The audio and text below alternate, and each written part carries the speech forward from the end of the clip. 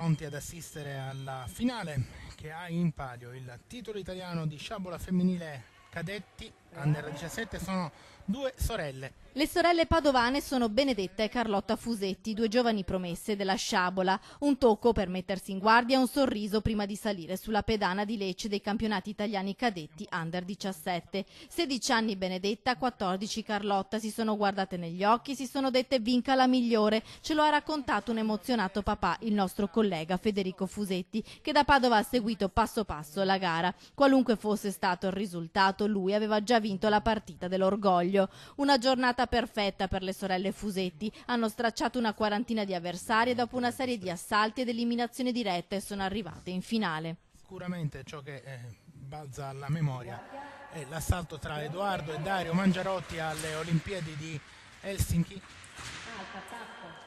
vinto da Edoardo in quell'occasione. Ma non ricordiamo, tanto noi, altre sfide in famiglia. 2-1 per Benedetta Fusetti. Due pari.